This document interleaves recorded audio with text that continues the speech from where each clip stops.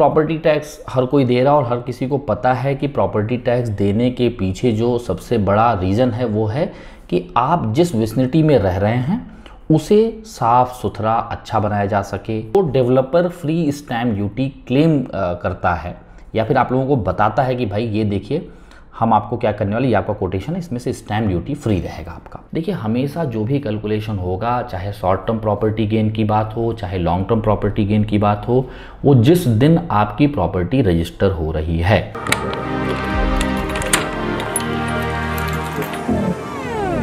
नमस्कार साथियों, स्वागत है आप सभी का सौदा घर के आज के इस नए वीडियो में। साथियों, आप लोगों का आशीर्वाद लगातार हम तक पहुंच रहा है और यही कारण है कि आप लोगों के जो सवाल आ रहे हैं उसका जवाब हम लोग अच्छे तरीके से आप लोगों के सामने ला पा रहे हैं। नेक्रोमैंसर इनके चैनल का नाम है आपका, ये काफ़ी डरावना नाम आपने रखा है। बहरहाल आपका सवाल ये है, sir would it be profitable in 10 year to buy a land in Ranjanwadi now. देखिए पहले तो यहाँ पे एक चीज़ समझना मैं चाहूँगा कि जो आप यहाँ रंजनवाड़ी की बात कर रहे हैं, रंजनवाड़ी 2 से 3 जगहों पे है। एक रंजनवाड़ी तो महाबलेश्वर में है, दूसरा जो है कोल्हापुर के पास में है। कहीं ऐसा तो नहीं कि आप इसे रंजन गांव कहना चाह रहे हैं जो कि पास में ही है, नगर रोड पे है, तो वो चीज़ दुविधा वाली है।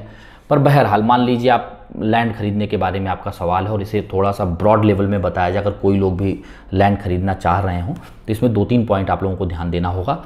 कभी भी जब लैंड खरीदने जा रहे हैं तो प्रॉपर्टी सर्च कराइए, उसे अच्छे से समझिए, आसपास उसका जो है क्या है, किस तरीके से कहीं उसके बीच से नाला तो नहीं गया। नाला यानी कि जो बरसात का नेचुरल वाटर फ्लो होता है उसे भी नाला कहा जाता है यहाँ पे। तो वो नाला अगर फ्लो कर रहा है और मान लीजिए आपको प्लॉट पूरा उसे बुझा के बंद करके एक लेवलर चला के जो है प्लेन करके आपको दिया जा रहा है, तो फ्यूचर में आपको समस्याएं हो सकती हैं जब भी आप उसे प्रॉपर डेवलप करने जाएंगे। मान लीजिए उसे आप 5 साल 10 साल प्रोसेस करते हैं, उसके बाद जो है आप उसे कुछ डेवलपमेंट के लिए ले जाते हैं तो वहाँ समस्या आ जाएगी, क्योंकि बीच से वो नाला आपने बुझाया तो उस पर हैवी पेनल्टी है और वो उसे आपको एज इट इज़ छोड़ना होता है। एक ये चीज़ है जो हम लोग नज़रअंदाज करते हैं। खासकर प्लेट्यू का एरिया पूरा पुणे या इसके आसपास का पूरा सेक्शन, पूरे महाराष्ट्र की अगर आप बात कर लें तो यहाँ पे नाले स्वाभाविक हैं, क्योंकि यहाँ पे हिल एंड डेप्स का एरिया है। ऊंचाई से नीचे की तरफ पानी का फ्लो हमेशा बना रहता है बरसात में, और उसके जो नेचुरल वेज हैं उसे ही नाला कहा जाता है। तो उससे जो है हमें ज़रूर ध्यान देना चाहिए, क्योंकि ये बहुत कॉमन है। शायद नॉर्थ वगैरह में ये इतना कॉमन नहीं होता, क्योंकि बरसात जो है इस तरीके से फ्लो नहीं होते हैं। तो सीधी सी बात है कि यहाँ पे आपको ये पॉइंट को जो है ध्यान दे देना है। अब मैं अगर आगे इसके एक स्टेप चल के आपको बताऊं कि और क्या चीज़ें देखनी चाहिए, जैसे मैंने बताया सर्च टाइटल करा लीजिए, वहाँ के आसपास लोगों से बात करिए, भाई ये प्लॉट बिक रहा है, कुछ आपको लगता है क्या, यानी कि उनके केवल जस्ट उनके पॉइंटर्स लीजिए, वो क्या ऐड करते हैं। जरूरी नहीं कि उस पर पूरी तरीके से रिलाय होना, हो सकता है अच्छा कह दें, हो सकता है खराब कह सकते हैं, लेकिन हो सकता है कुछ ऐसा पॉइंट बता दें, नहीं इसमें तो कुछ लिटिगेशन था, बेच रहे थे 5 साल पहले, अब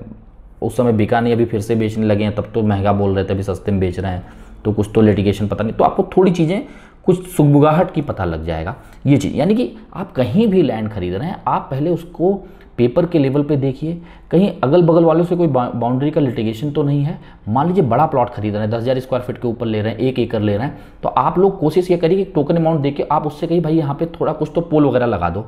वो कहेगा नहीं, तो आप उसको बोले ठीक है पोल के पैसे या पतरा लगा दीजिए, उसके पैसे मैं दे देता हूँ आपको, आप लगाइए। उसे लगाने से क्या होगा, मान लीजिए कोई प्रॉब्लम अगल बगल से होगी तो तुरंत उठ के आ जाएगी। तो जो आप खरीदने के बाद करने वाले हैं उसमें समस्या आने से अच्छा कि पहले ही देख लिया जाए।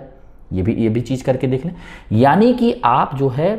सर्च टाइटल करा रहे हैं, पेपर नोटिस भी कराएंगे, आप इस तरीके से बाउंड्री और फेंसिंग जब काम चालू करें तो आप कई लेवल पे, और जो बाकी लोगों का रिव्यू भी ले लेंगे आसपास, तो सारी चीज़ें क्लियर हो जाएंगी, तब आप परचेज करिए। तो लैंड खरीदने में कभी नुकसान नहीं हो सकता अगर आप लॉन्ग रन के हिसाब से देख रहे हैं, जैसा आपने 10 साल कहा है। अब कई लोग लैंड इसलिए खरीदते हैं कि यार मेरा कोई अच्छा सा जो है फार्म हाउस होगा, मैं वहाँ जाऊँगा, रिलैक्स रखूँगा और वहाँ पे कुछ चीज़ें हम जानवर वगैरह रखेंगे।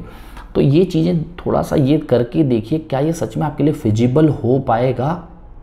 क्योंकि आप उसे खरीद रहे हैं, फिर उस पर आप इन्वेस्टमेंट करेंगे, कहीं ऐसा ना हो कि आप वहाँ पे फ्रिक्वेंटली जा ही ना पाएँ या उसे आप मेंटेन ना कर पाएँ। क्योंकि ऐसे बहुत से प्रॉपर्टी रीसेल में आए हैं जहाँ लोगों ने करोड़ों रुपए का खर्च करके जो है अच्छा खासा फार्म हाउस तो बना दिया, पर उसे यूज ही नहीं कर रहे हैं,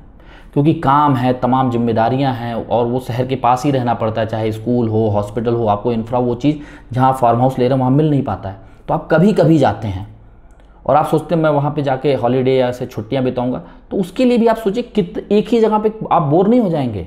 हाँ, लैंड खरीद के उसे एज इट इज़ रखना, सब कुछ जो मैंने बताया स्टेप को फॉलो करके, वो एक अच्छी चीज़ है। पर अगर आप उसको एक माइंडसेट के साथ ले रहे हैं कि मेरा फार्म हाउस होगा, मैं उस पर खर्चा करने जा रहा हूँ, फिर आप उसे क्या मेंटेन रख पाएंगे, उसका मेंटेनेंस का कॉस्ट कितना होगा, फिर क्या जब आप बेचने जाएंगे उस मेंटेनेंस कॉस्ट जो आपने रिकरिंग जो है खर्चा किया हुआ है, क्या वो सारा कुछ निकल पाएगा, ईज ऑफ सेल कितना होगा, एग्जिट कितने आसानी से करेंगे, ये सारे पहलू पे जो है ध्यान दीजिए, उसके बाद खरीदिए। कोई आपके सामने कोई प्रॉपर्टी ऐसी आई है जहाँ पे आपको लग रहा है यार अच्छा प्रॉस्पेक्ट लग रहा है और उसे आप कुछ और प्रॉस्पेक्ट में समझना चाहते हैं, तो आप हमें नीचे हमने व्हाट्सएप नंबर भी दिया, वहाँ पे शेयर कर दीजिए।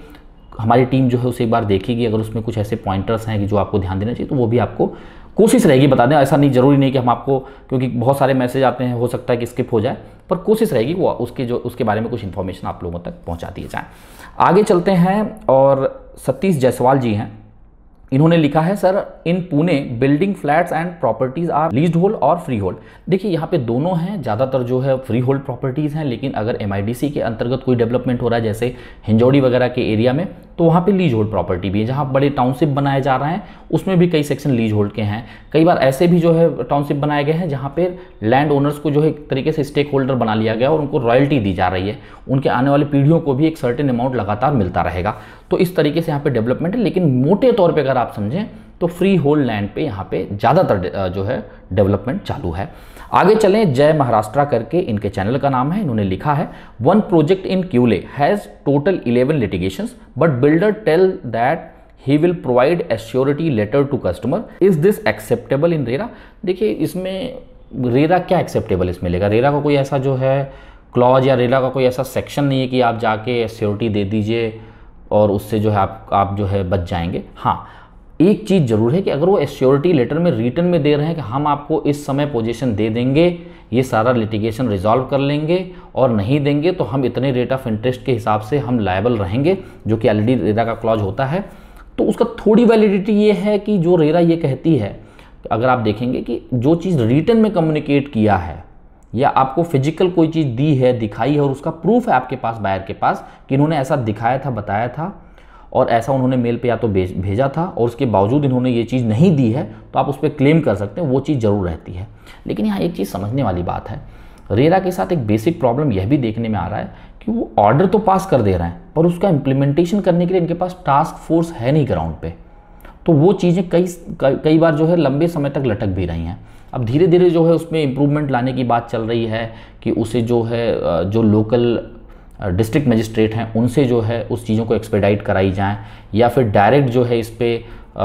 कोर्ट से भी ऑर्डर लाया जाए। तो तमाम चीज़ें भी चल रही हैं, पर ठीक है, कम से कम कोई नया रेगुलेशन आया है जिससे आपको तमाम चीज़ें पता चल रही हैं, उसके पेपर क्या है, खरीदने से पहले आप एक्सेस कर पा रहे हैं, और नए नए अमेंडमेंट्स आएंगे और नई नई जो समस्याएं आएंगी, एक तरीके जो वायरस होगा इस पूरे सिस्टम में, वो जब धीरे धीरे आएगा, एक्सेप्शन आएंगे, तो उसमें धीरे धीरे नई नई रिजोल्यूशन भी आएंगे और उससे मुझे लगता है चीज़ें स्ट्रांग ही होंगी, और ओवरनाइट ये चीज़ें होने वाली नहीं है। 4-5 साल पहले इंट्रोड्यूस हुआ है महारेरा, और जो है कोशिश यही रहेगी कि शायद ये धीरे धीरे इंप्रूव हो। हमें इस पर होप रखना होगा, एटलीस्ट हमें अब वो चीज़ें पता लगने लगी जो पहले पर्दे के पीछे हुआ करती थी और हमें पता ही नहीं चलता था कि हाँ ये सब चीज़ें हो रही हैं। अभी आप लोग तमाम जो है न्यूज़ भी देखते होंगे, तमाम जो है खबरें आती होंगी, महारेरा ऑर्डर भी कर रहा है। अब डेवलपर कोई चीज़ छुपा के नहीं कर सकता कि आपने कोई भी चीज़ कर लिया और आपने जो है व्यूअर्स को या फिर बायर्स को बताया नहीं, या जो भी आपके यहाँ खरीदने वाले हैं, आपने पीछे पीछे कर लिया और आप बाद में पता चल रहा है तब तक लोगों को आपने पोजीशन देके वहाँ से कल्टी काटी। तो ये सब चीज़ें, तो ये स्ट्रॉन्ग पॉइंट तो है ही। और इसमें कहीं ना कहीं मैं ये कहूँगा कि आप हमेशा याद रखें कि जब भी आप प्रॉपर्टी खरीद रहे हैं, अगर आपको उसमें सेंस ऑफ सेटिस्फैक्शन नहीं आ रहा है तो बिल्कुल मत बढ़िए। अगर बिल्डर का लिटिगेशन ठीक ठाक, जो उनकी लीगेसी ठीक ठाक नहीं है, तो भी मत आगे बढ़िए, क्योंकि अंडर कंस्ट्रक्शन प्रॉपर्टी में कभी भी कुछ भी हो सकता है। तो हर एक चेक्स अगर जो है आपको क्लियर लगते हैं कि भाई लिटिगेशन में कोई संशय नहीं, 11 लिटिगेशन काफ़ी ज़्यादा होते हैं, संशय नहीं है, बिल्डर का जो कैश फ्लो है वो अच्छा है, इन्होंने पास्ट में काफ़ी जो है डेवलपमेंट किए हैं, उसे टाइमली डिलीवर किए हैं, और उनके साथ जो साथ में अगर कोई पार्टनर है तो वो पीछे उस प्रोजेक्ट में होने चाहिए। ऐसा नहीं कि किसी नए पार्टनर के साथ कर रहे हैं और इनका कुछ लेगेसी खुद का है नहीं, क्योंकि ज़्यादातर जो महारेरा रजिस्ट्रेशन आप देखते हैं उसमें पास्ट एक्सपीरियंस 0 लिखा रहता है, क्योंकि वो नया फॉर्म जो है फॉर्म करते हैं। मान लीजिए अगर वो फैमिली में ही लोगों को मिला जुला के इधर उधर परमुटेशन कम्बिनेशन बना रहे हैं और नया फॉर्म है, तब तो ठीक है। लेकिन अगर आउटसाइडर को ले रहे हैं, उसका कुछ लैंड पार्सल है या फिर वो कोई बड़ा स्टेक होल्डर है, पैसा इन्वेस्ट करने वाला है, तो तब भी आपको थोड़ा संभल के और चीज़ों को समझ के ही आगे बढ़ना चाहिए। साथियों, हमारी कोशिश ये है कि आप जब भी निवेश के लिए निकल रहे हैं तो आपका डिसीजन सही हो। जो प्रॉपर्टी आपके लिए सही होनी चाहिए वही प्रॉपर्टी आप खरीदिए। ऐसा नहीं कि आपने कोई भी खरीद लिया और वो तुक्के से सही निकल गया। इसके लिए अगर आपके मन में कोई दुविधा है तो आप कोई रिकंसन फॉर्म के जरिए हम तक पहुंचाइए, कोशिश रहेगी उसे सॉल्व करें। आशा करते हैं आप सभी को सौदागर का प्रयास पसंद आ रहा होगा। यदि पसंद आ रहा है तो लाइक शेयर जरूर करें और हमें प्रोत्साहित करने के लिए चैनल को सब्सक्राइब करके बेल आइकन प्रेस कर लें। जल्द मिलेंगे एक नई वीडियो के साथ, एक नई जानकारी के साथ। तब तक के लिए धन्यवाद, नमस्कार।